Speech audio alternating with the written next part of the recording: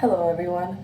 So I was just, taking off my makeup and then I realized that I was thinking a lot about like myself, my body image, like self-confidence and things like that. And then I was like, I should just record a video talking about it. But just long story short, I grew up most of my life in Tokyo in a international school. And I think if you went to international school, you'll know, but a lot of times you're really influenced by like American culture, especially because our international school did follow an American curriculum. I think a lot of like our ideologies, how we were taught, were really based on like, US standards, which meant that we also go through the period of like, you know, our beauty standards, our everything that we see that we like intake is also adjusted to American standards.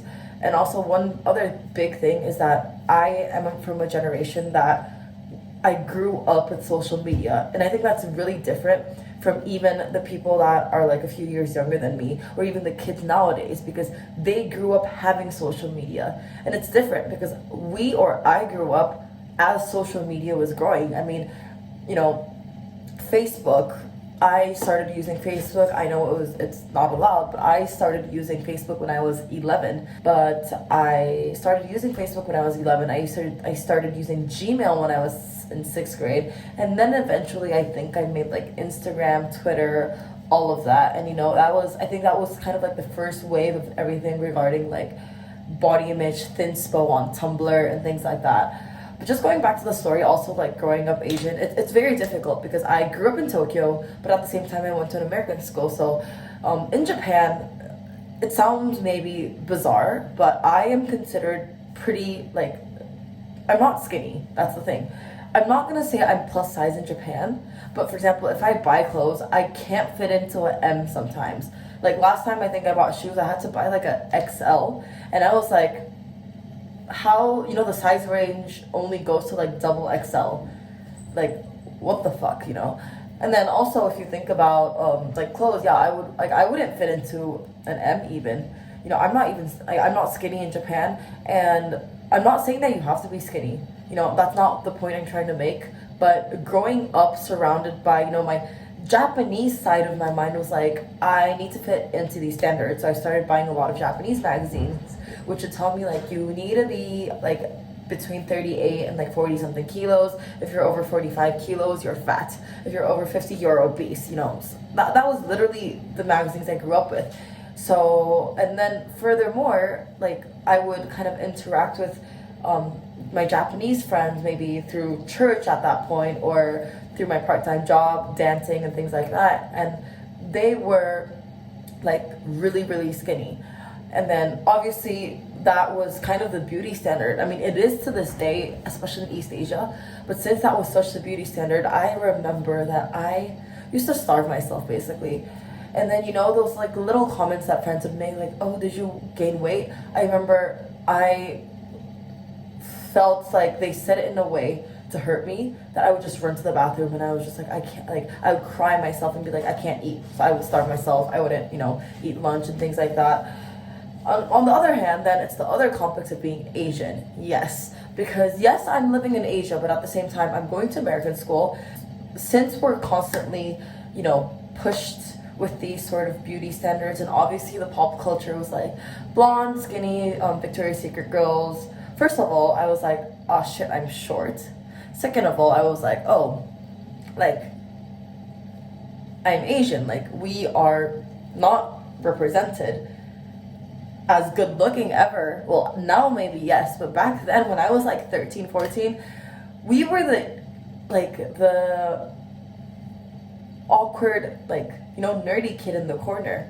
And I'm not even like, I'm not trying to say that's bad, but at the same time, as a teenager that also, wanted to kind of feel more accepted, wanted to be in the loop with like romance and everything, I felt like I started to, and that actually was a huge complex I had until I think like even recent, like even coming to Chile, I was very conscious about the fact that I was Asian. I felt like people wouldn't even, especially like cis heterosexual men, they would look at me, and even before they would judge me, how I look, what is inside me, they would be like, oh, Asian. And I think like, yeah, that's why kind of going back to the story, I felt like the fact that I was Asian, the fact that I'm Asian sadly turned into a complex. So I felt like I was never accepted in both worlds, because in the Japanese world, I was always labeled as like, you're not Japanese enough, but also at the same time, I didn't fit into the standards that everyone else had, nor what was presented by media. But on the other side, I can do everything it takes, but I'm not gonna be blonde. I'm not gonna have blue eyes. And then, yeah, college and everything was kind of still a mixture of that, because like, you know, I went to ICU, which I loved my time there, but at the same time, I was kind of always trapped between, you know, not being Japanese enough, not filling the Japanese beauty standards, but at the same time not being American enough, not living up to those standards either. And I was just like, I'm just like, wow, that's like kind of floating in the middle. And then, you know, obviously I come to Chile, and then I realized that it's just, there's way less Asians. And I really, that's one thing I really felt the moment I landed to Chile, because I was just like, where are all the Asians at, you know? And then I realized that people were interested actually in Chile, but not, you know, for who I am, because I was Asian.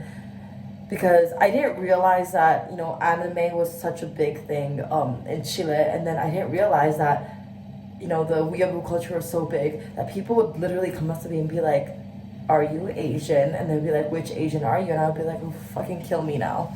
And then they would be like, are you Japanese? And you know, I don't know how many people has come up to me and talked about their anime fantasy of this character. I'm just at that point, probably chugging whatever drink I've had. I was just like, can you leave me the fuck alone? And then that was like a whole nother level of trauma of, okay, a lot of people assume I'm American because of the accent, but you know, I'm not American. I don't identify as American. But then like in Japan, I always feel excluded. And yes, all the identity crisis shit will be in another video, but still, like, even like just about me, I was like, what am I like? Yeah, and I felt like that was definitely a difficult thing. And then I think like recently I was able to realize that it's okay as long as I think I'm pretty, as long as I like what I do. Like, I'm not gonna, you know, do a makeup a certain way so that I can maybe look more Asian and pretty. I'm not gonna do my makeup a certain way so that I look more American. I think for me, I finally come to realize that I don't have to do that anymore, because I definitely was, you know, trying to see how I can do my makeup so that my eyes look bigger and not, you know, smaller, because everyone always compliments on, oh, you're so Asian, your eyes, la la la. And it's still sad that I, you know, thought that was a bad thing. And I feel like because it's been so engraved, I still sometimes feel not ashamed. I definitely don't feel ashamed to have been born Asian, to be Asian, but still sometimes I just kind of feel like maybe life would have been more simple if I looked different. But I think that's something that I've been working on a lot. I've definitely felt better about myself. I think like in terms of like how I look and everything, I definitely feel a lot more confident. I feel like I finally understood and like learned what kind of makeup looks good on me, highlights the parts that I like about my face, and then what kind of clothing styles fit my body type, because my body type isn't, you know, it's kind of weird. Like, I have way thicker legs than, you know, a normal Japanese girl, but my ass isn't as big as, you know, a Latina, and I'm definitely, you know, kind of petite, but not so much. So it's just like, I feel like I have a very unique body, but at the same time, the whole, I think, body positivity, but more than that, like, the body neutrality movement has also been a big help for me to understand that I don't have to feel pretty, and it's okay that sometimes I feel a bit shitty. But at the same time, I feel like I'm kind of like in between the, both, constantly like, like fuck it, I'm beautiful. Even if I'm sick, even if I haven't changed my pajamas in 3 days, or even if I don't have makeup on, like that's still the one thing I think I have to, push myself out of my comfort zone, is to be able to leave my house without makeup, because that is still something I am not comfortable in doing. But and I think for everyone, and I feel like this isn't something that's like just unique for me. Recently I've been talking to my friend Sophia, we call her Tofu. Long story that she can explain it in another video herself, but we kind of talk about this a lot, about like what it means to be Asian sometimes, and especially if you grow up in international school with certain standards, with certain people, it's just you kind of feel lost, and you like definitely your confidence gets shredded down in a lot of occasions. But then I think we've both kind of had the journey to kind of accept that we are who we are. Let's embrace it, fuck it, and let's figure out what works for us. And then I think sometimes we're just like, damn, we look hot, like we're the hottest ones here. And I think that's something that I'm very proud of myself to be able to do, and to be able to even feel, because like I think the shittiest times are when I would literally just, I wouldn't want to get out of the door, because I just hated myself. I just hated how I look. I just hated my face, my body, and everything. And then that just really makes you think about just life in general, and also just like that. I think it's really, this video isn't meant to have a conclusion. It's just meant for me to kind of talk about my experience growing up, and also kind of living in Chile, as I was starting my career in like my young adulthood years. But yes, what I do want you to take from this video is that, fuck standards, fuck what other people say, because at the end of the day, if you feel comfortable, it's okay. Like, honestly, I am literally wearing a red bathrobe and these fluffy socks because it's comfortable. And it's okay. Then in the end, beauty standards really depend on each person. And I think what's important is that you find what works for you, and what makes you feel pretty, what makes you feel handsome, what makes you feel great. And sometimes you might not feel that way. It's okay. I mean, obviously, I wish I had a bigger ass, but it's okay. I like my body as it is. Sometimes I might have less love for it, and that's okay too. It's okay to not be okay.